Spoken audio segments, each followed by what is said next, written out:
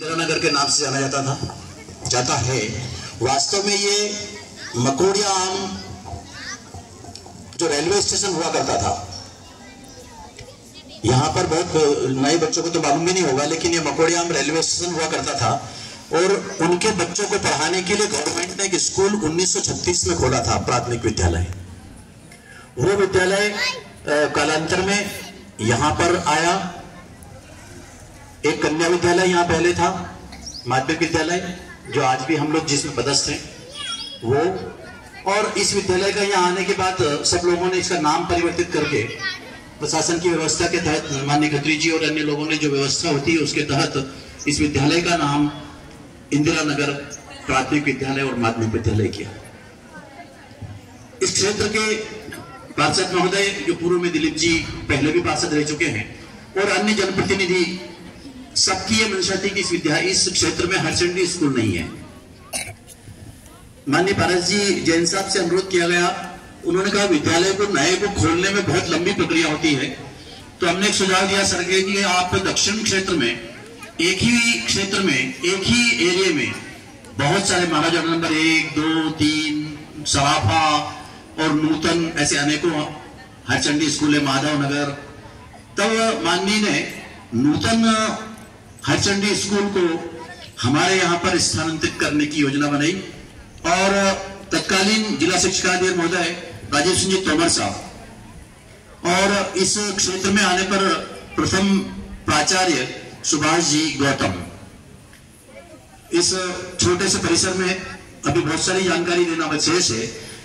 बहुत कम कक्ष में ये विद्यालय संचालित होने की स्थिति बनी। शाम को 5 बजे तोमर साहब आए, डीओ साहब, और बोले यहाँ पे हायर सेकेंडरी कैसे चलाओगे? मैंने कहा सर ये जितने कक्ष हैं हमको यदि 3 शिफ्ट में चलाना पड़ा तो चलाएंगे, लेकिन यहाँ विद्यालय आप दीजिए हमारे सब लोग। ये विद्यालय प्रारंभ हुआ।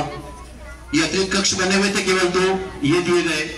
जिस स्थान पर आप बैठे हुए हैं यहाँ लगभग हम पूरे खड़े हो जाए तो गहरे तक इतना बड़ा खड्डा था।